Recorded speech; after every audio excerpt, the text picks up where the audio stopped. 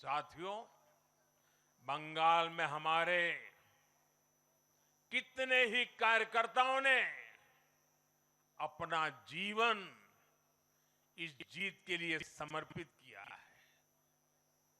भाजपा की कितनी महिला कार्यकर्ताओं को तमाम अत्याचार सहने पड़े हैं। आप कल्पना नहीं कर सकते कि केरल में और बंगाल में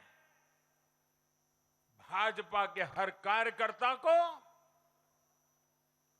कितनी मुसीबतें झेलनी पड़ी है, उन पर कितने जुल्म हुए हैं, कितने अत्याचार हुए हैं।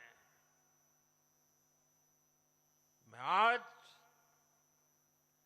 बंगाल में भारतीय जनता पार्टी की सफलता का श्रेय ऐसे सभी कार्यकर्ताओं को, उनके परिवारों को देता हूं। मैं जीत बंगाल की जनता को समर्पित करता हूं।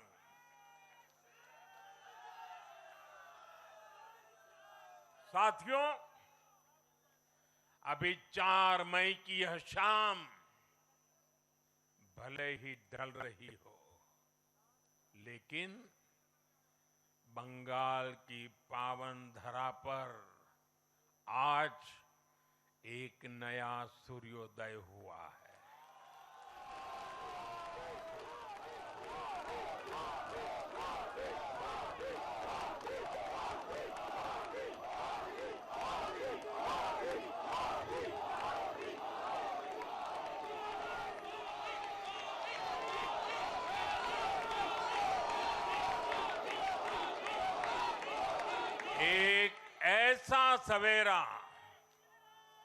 एक ऐसा सवेरा जिसका इंतजार पीढ़ियों ने किया है।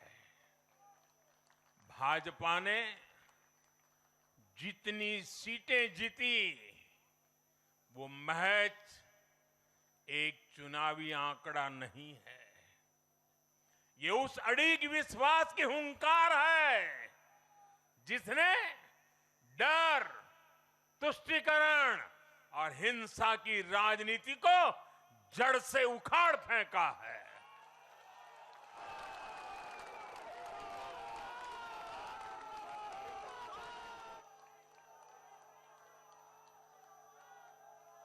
साथियों,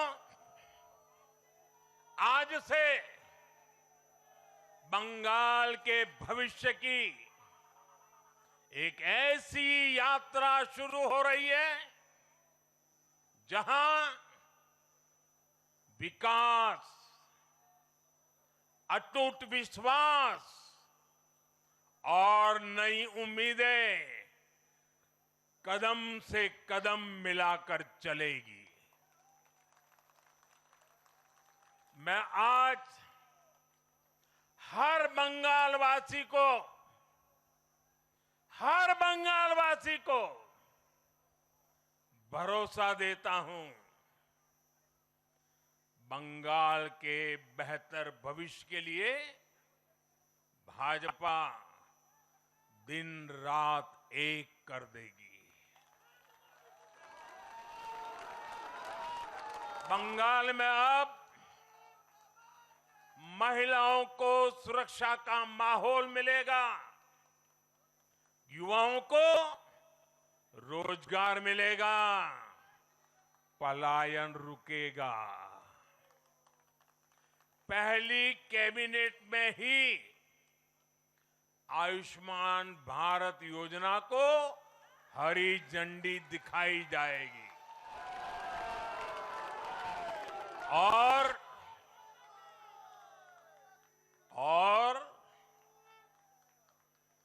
घुसपैठियों के खिलाफ भी सख्त से सख्त कार्रवाई होगी।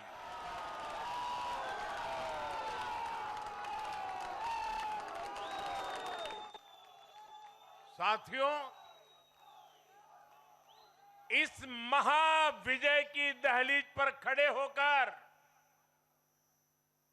हम गुरुदेव टैगोर को भी याद कर रहे हैं। पोचिशो बैशाख 9 मई का दिन दूर नहीं है। हमारा संकल्प भी वही होना चाहिए जो उनका स्वप्न था। एक ऐसा परिवेश जहां मन भय मुक्त हो और सिर ऊंचा हो। और बीजेपी बंगाल में ऐसा भय मुक्त वातावरण बनाकर दिखाएगी, ये मोदी की गारंटी है।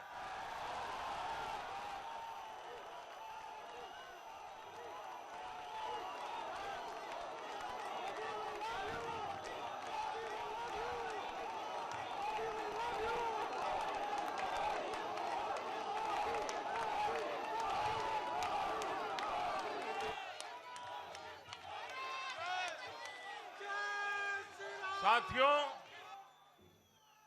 बंगाल के ये चुनाव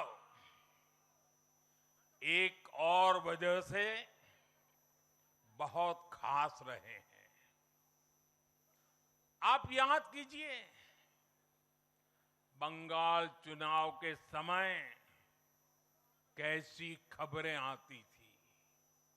हिंसा, डर और निर्दोष लोगों की मौतें। लेकिन इस बार पूरे देश ने एक नई खबर सुनी। पश्चिम बंगाल में शांतिपूर्ण मतदान हुआ। पहली बार ऐसा हुआ कि चुनावी हिंसा में एक भी निर्दोष नागरिक की जान नहीं गई।